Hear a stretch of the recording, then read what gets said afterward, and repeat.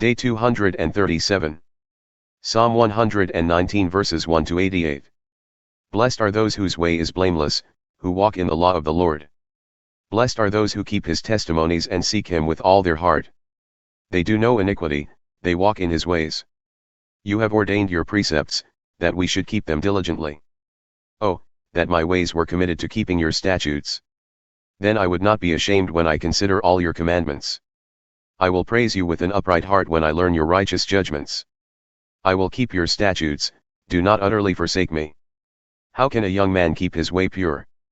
By guarding it according to your word. With all my heart I have sought you, do not let me stray from your commandments. I have hidden your word in my heart that I might not sin against you. Blessed are you, O Lord, teach me your statutes.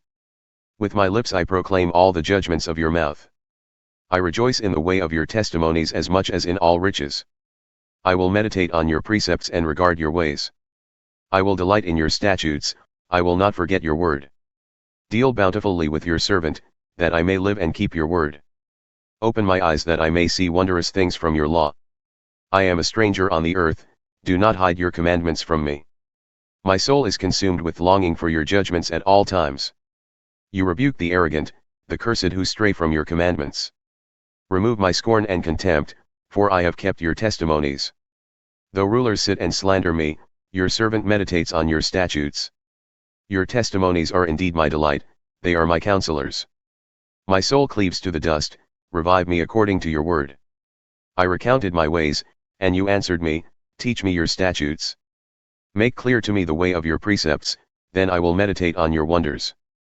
My soul melts with sorrow, strengthen me according to your word. Remove me from the path of deceit and graciously grant me your law. I have chosen the way of truth, I have set your ordinances before me.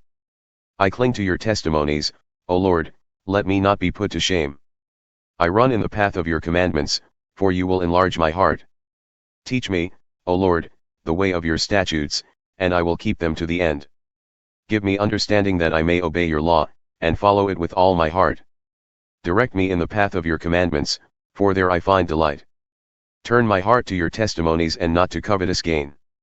Turn my eyes away from worthless things, revive me with your word. Establish your word to your servant, to produce reverence for you. Turn away the disgrace I dread, for your judgments are good. How I long for your precepts. Revive me in your righteousness. May your loving devotion come to me, O Lord, your salvation, according to your promise. Then I can answer him who taunts, for I trust in your word. Never take your word of truth from my mouth, for I hope in your judgments. I will always obey your law, forever and ever. And I will walk in freedom, for I have sought your precepts. I will speak of your testimonies before kings, and I will not be ashamed. I delight in your commandments because I love them. I lift up my hands to your commandments, which I love, and I meditate on your statutes. Remember your word to your servant, upon which you have given me hope. This is my comfort in affliction, that your promise has given me life. The arrogant utterly deride me, but I do not turn from your law. I remember your judgments of old, O Lord, and in them I find comfort. Rage has taken hold of me because of the wicked who reject your law. Your statutes are songs to me in the house of my pilgrimage. In the night, O Lord, I remember your name, that I may keep your law. This is my practice, for I obey your precepts. The Lord is my portion, I have promised to keep your words. I have sought your face with all my heart, be gracious to me according to your promise. I considered my ways and turned my steps to your testimonies. I hurried without hesitating to keep your commandments. Though the ropes of the wicked bind me, I do not forget your law. At midnight I rise to give you thanks for your righteous judgments. I am a friend to all who fear you, and to those who keep your precepts. The earth is filled with your loving devotion, O Lord, teach me your statutes. You are good to your servant, O Lord, according to your word. Teach me good judgment and knowledge, for I believe in your commandments. Before I was afflicted, I went astray, but now I keep your word. You are good, and you do what is good, teach me your statutes. Though the arrogant have smeared me with lies, I keep your precepts with all my heart. Their hearts are hard and callous, but I delight in your law. It was good for me to be afflicted, that I might learn your statutes. The law from your mouth is more precious to me than thousands of pieces of gold and silver. Your hands have made me and fashioned me, give me understanding to learn your commandments. May those who fear you see me and rejoice, for I have hoped in your word. I know, O Lord, that your judgments are righteous, and that in faithfulness you have afflicted me. May your loving devotion comfort me, I pray, according to your promise to your servant. May your compassion come to me, that I may live, for your law is my delight. May the arrogant be put to shame for subverting me with a lie, I will meditate on your precepts. May those who fear you turn to me, those who know your testimonies. May my heart be blameless in your statutes, that I may not be put to shame. My soul faints for your salvation, I wait for your word. My eyes fail, looking for your promise, I ask, when will you comfort me? Though I am like a wineskin dried up by smoke, I do not forget your statutes. How many days must your servant wait? When will you execute judgment on my persecutors?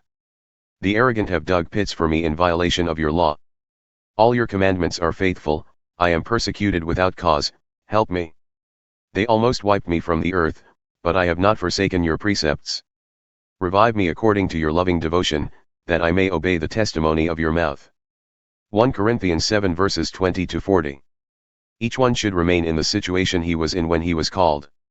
Were you a slave when you were called? Do not let it concern you, but if you can gain your freedom, take the opportunity. For he who was a slave when he was called by the Lord is the Lord's freedman. Conversely, he who was a free man when he was called is Christ's slave. You were bought at a price, do not become slaves of men.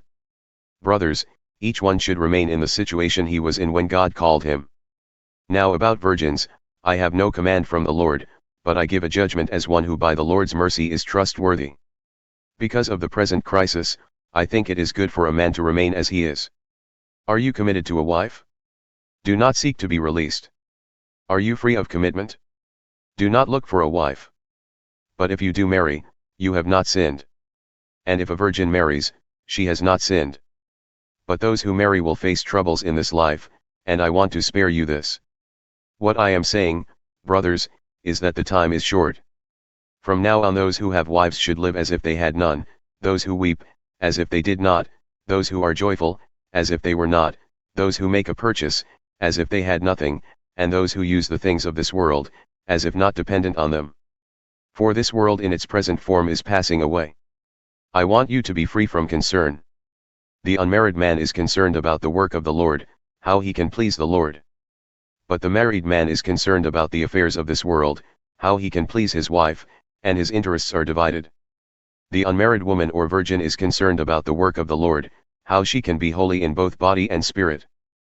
But the married woman is concerned about the affairs of this world, how she can please her husband. I am saying this for your own good, not to restrict you, but in order to promote proper decorum and undivided devotion to the Lord. However, if someone thinks he is acting inappropriately toward his betrothed, and if she is beyond her youth and they ought to marry, let him do as he wishes, he is not sinning, they should get married. But the man who is firmly established in his heart and under no constraint, with control over his will and resolve in his heart not to marry the virgin, he will do well. So then, he who marries the virgin does well, but he who does not marry her does even better. A wife is bound to her husband as long as he lives. But if her husband dies, she is free to marry anyone she wishes, as long as he belongs to the Lord. In my judgment, however, she is happier if she remains as she is. And I think that I too have the Spirit of God.